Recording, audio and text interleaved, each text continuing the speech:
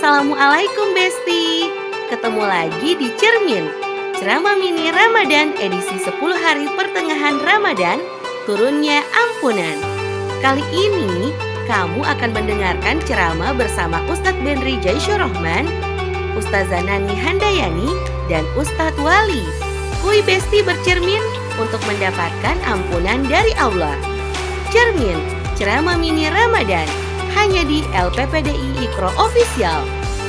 Supported by Askam Media.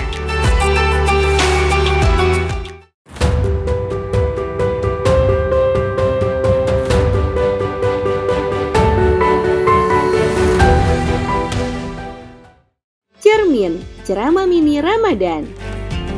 Kali ini membahas tentang mereka yang diampuni masuk ke aku, bersama Ustazah Dr. Anda Nani Handayani. Yuk kita simak. Assalamualaikum warahmatullahi wabarakatuh. Sahabat Cermin yang saya hormati dan saya cintai karena Allah Subhanahu wa taala. Alhamdulillah, segala puji hanya untuk Allah Subhanahu wa taala. Dialah Allah yang memberikan kita kesehatan, Dia juga Allah yang memberikan kita rizki. Mudah-mudahan insya Allah semua cita-cita dan semua harapan-harapan sahabat Cermin Allah berikan kemudahan-kemudahan dan Allah wujudkan insya Allah. Hari ini kita akan membahas lagi tentang seorang yang begitu banyak dosanya. Apakah dia akan diampuni oleh Allah? Alkisah di zaman Rasulullah SAW. Ada seorang perempuan itu nauzubillah min zalik berzina. Dan ketika dia berzina hasilnya pun dia memiliki anak dan dia hamil. Pada ketika itu satu kata yang sangat bagus dan kita harus ikuti jejaknya. Dia tahu dia salah, dia tahu dosanya begitu besar. Tetapi dia mendekatkan diri kepada Allah. Dan kemudian dia bertanya kepada Rasulullah, orang sebagai panutan, sebagai seorang nabi yang akan memberikan solusi. Sebagai seorang yang memberikan problem solver. Maka oleh karena itu dia bertanya kepada Rasulullah SAW. Ya Rasulullah, aku berzina. Ya Rasulullah, aku berbuat dosa besar. Apakah dosaku akan diampuni ya Rasulullah?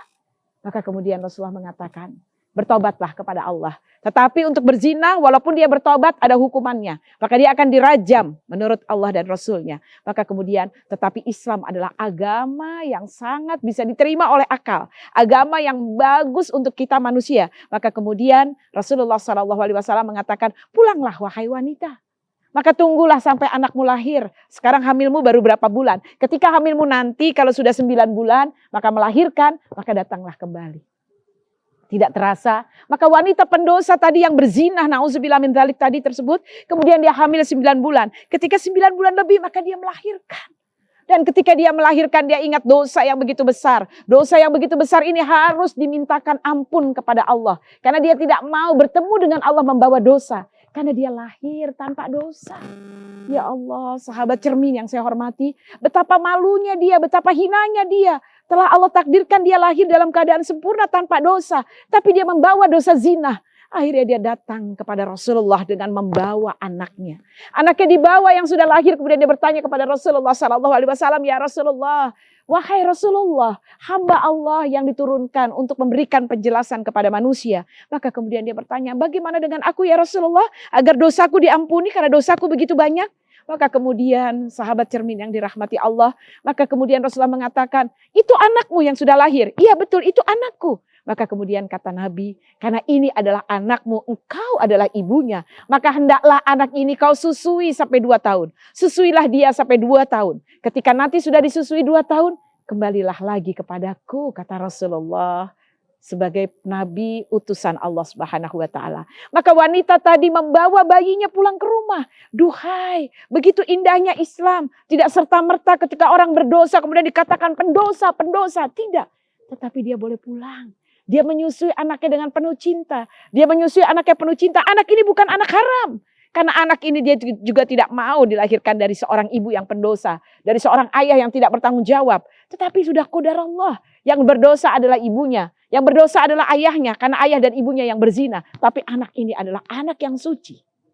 Maka kemudian sang ibu menyusui dengan sempurna dan penuh kasih sayang sampai 2 tahun.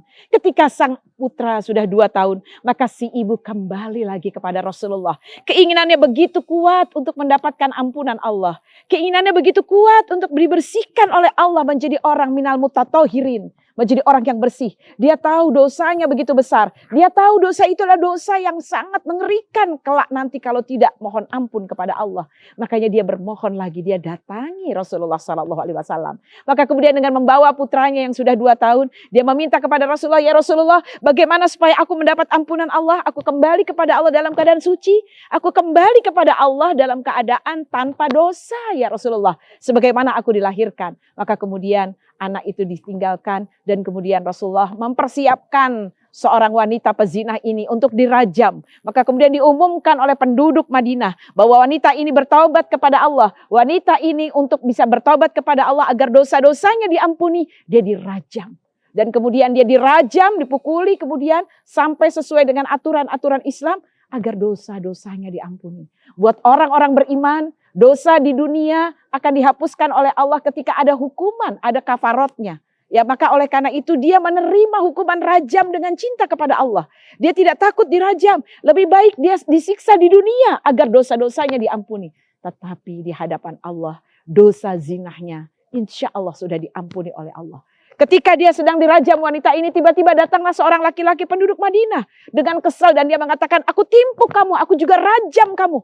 Karena kamu wanita pezina, kamu wanita pendosa. Kemudian Rasulullah SAW merelai. Kata Nabi, jangan kamu lakukan itu wahai pemuda. Sungguh kamu tahu nggak, ampunan yang Allah berikan kepada wanita pezina ini meliputi rahmat Allah seluruh penduduk Madinah. Jadi ampunan Allah Subhanahu wa taala karena orang yang bertobat, karena orang yang punya banyak dosa kemudian dia mohon ampun kepada Allah, Allah berikan ampunan yang luar biasa. Sehingga Allah memberikan ampunannya, Allah memberikan makfirahnya kepada seluruh penduduk Madinah, bukan hanya kepada wanita sang pezinah tersebut. Sahabat cermin yang dirahmati Allah Subhanahu wa taala. Ini menunjukkan ketika kita berdosa, yang paling penting adalah satu, rasa penyesalan. Bagaimana wanita pezina ini menyesal telah melakukan perzinahan yang dilarang oleh Allah Subhanahu wa taala. Maka penyesalan dosa-dosa yang telah kita lakukan itu lebih penting. Jangan merasa bangga dengan dosa-dosa kita. Jangan merasa orang lain yang begitu banyak berdosa. Jangan suka menunjuk orang lain dengan kesalahan-kesalahannya. Sejatinya kesalahan kita jauh lebih banyak. Jadi orang-orang yang diterima taubatnya, orang-orang yang diterima permohonan ampunnya adalah satu, menyesali perbuatan dosanya. 2, dia berjanji untuk tidak mengulangi lagi. Dan dia rela untuk melakukan kafarat tadi seperti wanita tadi yang rela dirajam. Sakit di dunia tapi bagi dia tidak seberapa. Yang penting di akhirat dia mendapatkan surganya Allah Subhanahu wa taala. Maka oleh karena itu sahabat cermin, lanjut yang berikutnya lagi adalah ketika dia sudah menyesali perbuatannya dan yang kedua dia betul-betul menyesali dan dia bertobat terus dan kemudian dia melakukan amalan-amalan yang lebih baik. Maka dengan amalan yang lebih baik itu dia bersedia dirajam. Maka sejak itulah ketika dia menyesal dan dia mengganti dengan amalan-amalan yang baik. Ketika kalau dia tidak mati dalam rajamnya, dia menjadikan amal yang baik. Dia betul-betul berusaha untuk menjadi lebih baik lagi. Dia lakukan amal soleh. Salat 5 waktu jangan ditinggalkan. Istighfar 100 kali kita lakukan. Kemudian kita berharap Allah yang maha ghafar. Allah al-ghafir. Allah al-ghafar wa ghafir. Dan Allah adalah at-tawwab. Allah maha penerima taubat. Maka hendaklah kita semua di bulan yang penuh berkah ini mengevaluasi diri. Khususnya buat saya pribadi. Usikum wa iyaya wa nafsi bitaqwallah. Saya menasihati diri saya sendiri. Saya harus memohon ampun kepada Allah. Dan Rasulullah SAW bersabda, Allah malu ketika seorang hamba mengangkat tangan. Ketika seorang hamba mengangkat tangan dan mohon ampun kepada Allah, Allah malu kalau tidak diijabah. Maka oleh karena itu bulan yang penuh barokah ini, hendaklah kita mendekatkan diri kepada Allah. Mendekatkan diri kepada Allah untuk memohon ampun kepada Allah. Apalagi ketika menjelang berbuka puasa. Ketika kita menjelang berbuka puasa, Allah akan bukakan pintu-pintu ampunannya. Allah akan terima semua permohonan ampun dari hamba-hambanya. Sehingga teringatlah oleh saya ketika Allah Subhanahu wa taala berfirman dalam surat Hud, surat 11 ayat 52. A'udzu billahi minasyaitonir rajim. Bismillahirrahmanirrahim. Wa ya qaumi istaghfiru rabbakum. Yursilis samaa'i 'alaikum midrara wa yumdidukum quwata ila quwatikum. Sahabat cermin, ketika kita mohon ampun kepada Allah seperti dalam surat Hud ayat 52. Setiap mohonan ampun diiringi dengan bertaubat kepada Allah. Dalam surat Hud banyak sekali, mulai dari ayat 3, ayat 52 ayat 60. Maka ketika permohonan ampun kepada Allah diiringi dengan taubat kepada Allah. Istighfar selalu diiringi dengan taubat. Kenapa demikian? Ketika mohon ampun itu betul menyesali diri. Ketika mohon ampun betul-betul ingat dosa yang begitu banyak. Maka ketika itulah akhwati fillah, semua yang dicintai Allah Subhanahu wa taala, Allah berikan ampunan, dan bukan hanya ampunan yang Allah berikan ketika kita bertaubat kepada Allah dengan dosa-dosa kita yang begitu banyak seperti wanita pezina tadi. Tetapi Allah mengatakan yursilis sama, Allah akan turunkan rizki buat kita.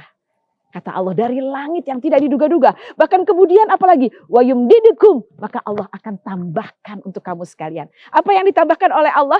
Kuatan ila kuwatikum. Kekuatan dalam memikul kehidupan ini. Allah berikan kekuatan dalam aktivitas kita. Allah berikan kemudahan dalam segala rencana-rencana kita. Bahkan Allah berikan kekuatan kita untuk selalu istiqomah memohon ampun kepada Allah. Beristighfar berkali-kali. Agar betul-betul bersih dan bersih. Sehingga kita bertemu dengan Allah. Menjadi seorang hamba yang sebagaimana Allah katakan, ya ayatuhan nafsul mutmainnah, irji'i ila rabbiki radiyatan maradiyah, fadkhuli fi ibadi wadkhuli jannati. Insyaallah Allah masukkan kita dalam golongan hamba-hamba yang betul-betul jiwa yang tenang. Kenapa jiwa tenang ini? Karena kita sudah mohon ampun kepada Allah. Dan biasanya kalau orang berdosa itu hatinya tidak tenang. Karena pendosa itu tidak ingin dilihat oleh orang lain. Karena setiap orang walaupun dosa sekecil apapun dia gak ingin dilihat orang lain. Tapi kalau orang itu berbuat baik, walaupun dia sembunyikan berbuat baik itu, kalau bisa tangan kanan memberi, tangan kiri tidak tahu. Kita berusaha untuk menyembunyikan perbuatan baik kita. Tetapi jika tidak sengaja terlihat orang lain, pasti kita akan bahagia. Maka oleh karena itu mari sama-sama terus bermohon ampun kepada Allah. Basahkan lisan kita dengan zikir kepada Allah. Hati-hati dalam bersosial media. Jangan sampai kita menggunakan sosial media menambah dosa kita. Dosa kita bukan hanya lisan kita, bukan hanya pikiran kita. Tetapi dosa kita juga termasuk jari-jari kita. Jari-jari kita yang senantiasa menulis kata-kata yang mungkin tidak baik dan tidak tepat. Maka oleh karena itu Rasulullah SAW berpesan kepada kita. Agar kita terhindar dari dosa-dosa. Agar kita mengurangi dosa-dosa dan kesalahan kita. Ingat yang dua, lupakan yang dua. Kata Nabi. Apakah yang dua itu? Kita ingat yang dua. Apa yang dua? Yang dua adalah satu, ingat kekurangan dan kesalahan kita. Jangan mengingat kesalahan orang lain para pemirsa. Ingat kesalahan kita yang begitu banyak. Karena kita manusia adalah kullu bani Adam khata'. Setiap manusia pasti bersalah. Kemudian ingat lagi kebaikan orang lain. Karena setan selalu menguatkan kita untuk membenci orang lain. Setan selalu menghembuskan yuwaswisu fi sudurinas untuk membenci dan gak suka dengan orang lain. Sehingga kita ingat kebaikan-kebaikan orang lain sedikit walaupun dia lakukan. Ingatlah kebaikan itu. Karena kebaikan itu adalah sebuah amal soleh, sebuah cerminan, sebuah contoh teladan buat kita semuanya. Dan kemudian lupakan yang dua. Agar kita tidak menambah dosa-dosa kita yang banyak. Apa yang kita lupakan? Satu, lupakan kebaikan yang kita lakukan. Karena kebaikan itu sejatinya memang untuk kita sendiri. Dan Allah memang memerintahkan kepada kita untuk selalu melakukan kebaikan. Sebagaimana yang Allah firmankan dalam surat Al-Isra ayat 7. In asantum li anfusikum. In asatum falaha. Maka jika kamu berbuat baik, maka kebaikan akan berpulang kepadamu. Tapi kalau kamu berbuat buruk, keburukan itu juga akan berpulang kepada kita. Maka ingatlah keburukan dan kekurangan kita. Tapi ingatlah kebaikan orang lain. Tapi kemudian lupakan. Apa yang dilupakan? Lupakan keburukan orang. Ya, lupakan kebaikan kita. Kenapa? Karena kebaikan kita memang harus kita lakukan. Dan ini amal soleh kita. Kita akan menyimpan amal soleh ini sebanyak-banyaknya. Ya, karena kita berharap akan mendapatkan ampunan Allah. Bapak Ibu yang dirahmati Allah, para pemirsa cermin yang saya cintai karena Allah Subhanahu wa taala, kita tidak boleh berhenti untuk berbuat baik. Kita jangan hitung amal-amal kita karena hari ini bukan hari hisab. Hari ini adalah hari beramal. Maka beramallah. Dan kita tidak tahu amalan mana yang diterima oleh Allah. Karena kita tidak tahu amalan mana yang akan diterima oleh Allah, maka teruslah berbuat baik. Sebagaimana yang Allah firmankan di dalam Al-Quran. A'udzubillahi minasyaitonirrajim. Bismillahirrahmanirrahim. Tabarakalladzi biyadihil mulku wa huwa ala kulli syai'in qadir. Alladzi khalaqal mauta wal hayata liyabluwakum ayyukum ahsanu amala wa huwal azizul ghafur. Dunia ini kata Allah, alladzi khalaqal mauta wal hayata liyabluwakum, kata Allah, ahsanu amala. Kita di sini dunia diuji untuk siapa di antara kita yang amalnya paling baik. Mudah-mudahan insya Allah dengan memohon ampun kepada Allah, dengan selalu beristighfar kepada Allah Subhanahu wa Ta'ala, kita akan diampuni dosa-dosa kita. Kita akan menambah amal baik kita dan kita terus menambah kebaikan ini sehingga akhirnya sebanyak apapun dosa kita, ya walaupun dosa itu seperti pasir-pasir, tetapi insya Allah Allah akan ampuni. Sebagaimana pepatah mengatakan, dosaku seperti bintang-bintang di langit, tetapi ampunan Allah seperti matahari terbit. Jadi ketika bintang-bintang di langit begitu banyak, matahari terbit, maka hilanglah bintang-bintang tersebut. Itulah ampunan dari Allah Subhanahu wa Ta'ala. Maka oleh karena itu, sebesar apapun dosa kita, yakinlah, tetaplah berharap, tidak boleh putus asa dari ampunan Allah. Karena Allah adalah Maha Pengampun. Innallaha ghafurur rahim. Sungguh Allah adalah Maha Pengampun, lagi Maha Penyayang.